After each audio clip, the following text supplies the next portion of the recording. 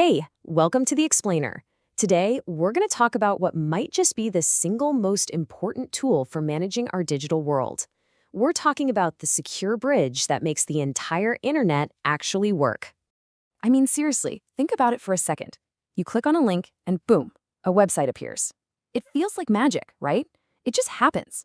But what if I told you that in that split second, you're not just clicking, you're actually starting a conversation with a computer that could be thousands of miles away? Because that is exactly what's happening. Every single click is a request. You're politely knocking on a digital door, asking a machine for its data, asking for permission to come in and see its webpage. It's this remote interaction, like a digital handshake, happening millions of times every single second all over the world. Okay, so let's pull back the curtain and really get into this. To understand that conversation, we need to meet the two main players in this whole game. This is a fundamental relationship that powers pretty much everything you do online, the relationship between what we call the client and the server. Now, when you hear the word server, you might picture some giant blinking warehouse full of computers. And yeah, that can be true. But the idea is way simpler. A server is just a computer. That's it. But it has a very specific job: to provide things like services or data or other resources to any other computer that asks for them. And this right here, this lays it out perfectly. It's a really simple, powerful relationship. Your computer, your phone, your web browser, that's the client. Your job is to ask for stuff. The remote machine, the one hosting the website or the app, that's the server. Its job is to provide that stuff. The client asks, the server provides. That simple little dance is the absolute core of how the internet works. And listen, this isn't just some abstract theory for a textbook. This client-server model is the engine running your entire digital life. The apps on your phone, your cloud storage, online banking, streaming video, all of it. So if you have any interest at all in a tech career, I'm talking DevOps, cybersecurity, web development, anything, understanding this relationship isn't just important, it is the absolute foundation of everything. Okay, but this whole setup creates a huge logistical problem, doesn't it? If the server you need to manage is in another city or even another country, how do you actually control it? You can't just walk over and plug in a keyboard. You need a way to bridge that physical distance. So let's make this totally real for a second. Imagine you're a systems administrator sitting in an office in Delhi. Your company's main server, the one that runs everything, is in a data center in Mumbai, and it just crashed. A crucial service needs a restart, right now. The website is down, you can't exactly hop on a plane. How in the world do you fix a machine that's hundreds of miles away? Like, immediately. And this gets to the heart of the difference between local and remote computing. Local is easy, right? You're working on the machine that's sitting right in front of you. But almost all professional IT work these days is remote computing. You're controlling another computer over a network. Believe me, administrators very rarely sit in the same room as the actual server they're managing. Now, to control that remote machine, you've got to send your commands over the network. But what if that path, that connection, isn't safe? In the early days of the internet, this was a massive, terrifying problem. The path was just wide open for anyone to listen in. And the reason for this huge danger was just shockingly simple. The early tools that people used sent everything, and I mean everything, usernames, passwords, every command you typed, as plain text. It's exactly what it sounds like, just simple, readable, unencrypted words flying across the network for literally anyone to see. And the consequences of this were, well, horrifying. It meant that anyone on the network could just sit there and watch your password travel from your keyboard to the server. They could intercept your commands, they could steal sensitive data, they could completely take over your session. It wasn't just a problem, it was a massive security nightmare. So obviously, the internet could not be built on such a flimsy, dangerous foundation.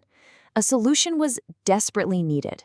And it came in the form of this incredibly powerful protocol that acts like an armored, encrypted tunnel for our commands. And this is the hero of our story, SSH. SSH stands for Secure Shell, and its whole purpose is both elegant and absolutely essential.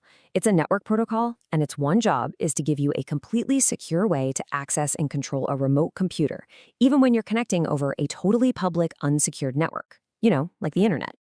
And this is the perfect way to think about it. It really is. Imagine you're building a private, secure, armored bridge from your computer directly to that remote server. Now, anything that travels across that bridge, every command, every password, every single piece of data, is completely encrypted and shielded from any prying eyes. And this comparison just makes the difference crystal clear, doesn't it? The old way, using tools like Telnet, zero security, data was insecure. Today, using it is just considered dangerous and obsolete. But SSH, the modern standard, gives you high encryption and secure transmission.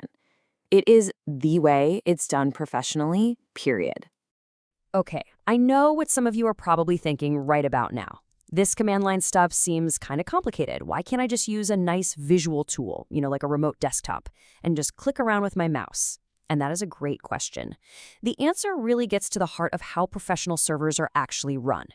Well, the reality is, most of the servers that power the internet are headless. That means they don't even have a graphical user interface, a GUI, installed on them at all. A GUI eats up memory and processing power that's way better spent actually serving users. The command line, on the other hand, is super lightweight, it's incredibly fast and precise, and it is absolutely essential for all the automation and scripting that makes the modern internet even possible. So let's bring all this back to you. We've talked about why this stuff is so important. Now let's tackle the biggest hurdle for pretty much everyone starting out, fear. It's time to reframe that fear and start seeing this not as a risk, but as building a critical foundation for your entire future.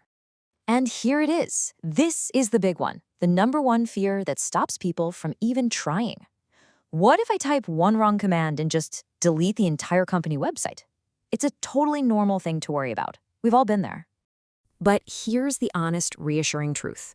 It's so much safer than you think. Most mistakes you can make are easily reversible.